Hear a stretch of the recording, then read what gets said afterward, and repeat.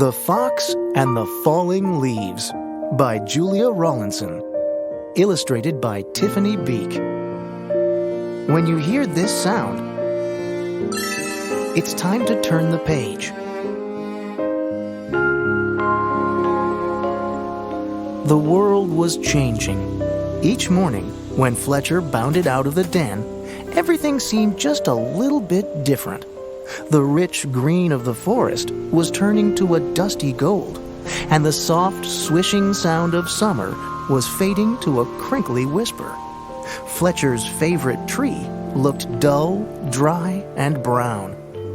Fletcher was beginning to get worried.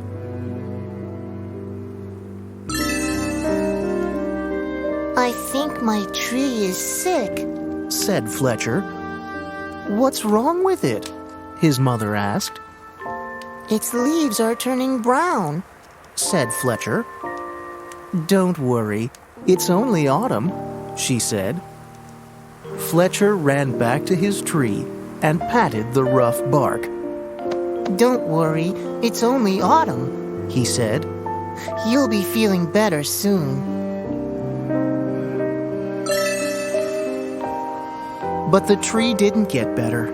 Each day more leaves turned brown. One morning the wind blew a small brown leaf off of a branch. Fletcher jumped up and caught it very gently in his paw.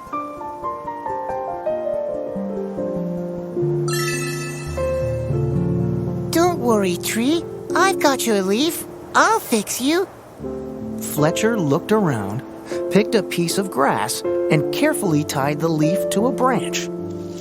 Just then, another gust of wind ruffled Fletcher's fur. The little leaf shook itself free and fluttered back to the ground. Fletcher picked it up again and thought very hard. Then he poked the leaf onto a twig and pushed it down firmly. "Now you hold on tight," said Fletcher. "No more flying around." The little leaf gave a tiny rustle in reply. The next day, a strong wind was blowing through the forest. Fletcher rushed out of the den and ran all the way to his tree. Lots of branches were bare, and little lost leaves spun everywhere. "Don't worry, tree. I'll catch them for you, I promise." Round and round and round whirled Fletcher after the swirling leaves.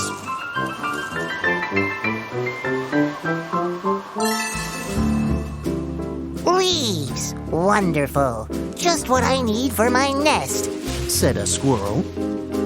"But these belong to the tree," said Fletcher. "Don't take them away." "The tree doesn't need them anymore," said the squirrel, bounding off. "Help! Help! The wind and the squirrel are stealing our leaves," cried Fletcher. "Leaves! Terrific! Just what I need to keep warm," said a porcupine, rolling around. "But these belong to the tree," said Fletcher, plucking leaves from the porcupine's needles. "Not anymore," snuffled the porcupine, and away he rolled. "Help! Help! The wind, the squirrel, and the porcupine are stealing our leaves," cried Fletcher.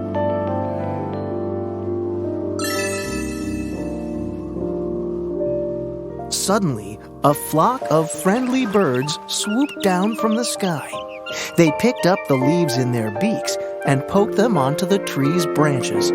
Soon the tree was leafy again, and Fletcher flopped down and smiled. "Thank you, birds, thank you," he gasped as the birds fluttered away.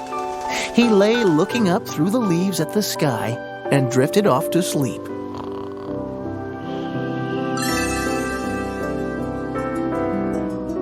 But the wind continued to blow, and the branches still danced.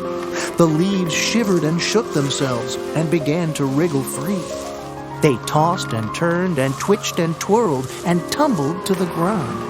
They brushed Fletcher's ears and nose and filled his dreams with a whispering sound.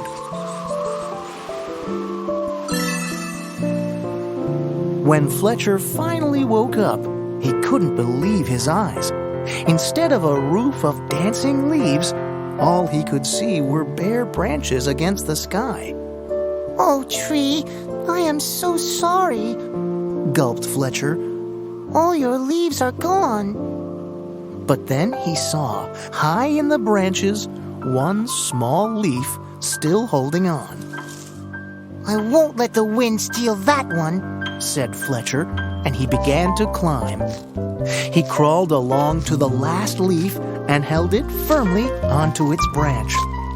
All day long the wind blew, the branch bounced, and Fletcher held tight. I'll stay with you, Leaf, He said, don't worry.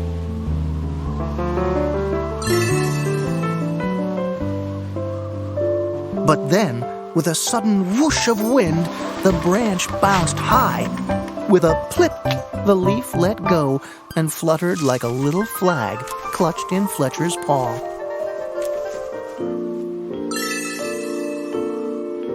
Fletcher looked sadly at the leaf he had promised to save. He carried it carefully down the tree and back to the den. He made a cozy little bed for it and gently tucked it in. But all night long, he could only think of his tree, all on its own. At dawn, Fletcher tiptoed outside. The wind had finally stopped blowing, and the air was cold. The moon still hung in the clear sky, and pale stars glimmered. As he came to his favorite tree, Fletcher saw a magical sight. The tree was hung with 1,000 icicles, shining silver in the early light. You are more beautiful than ever, Whispered Fletcher. but are you all right?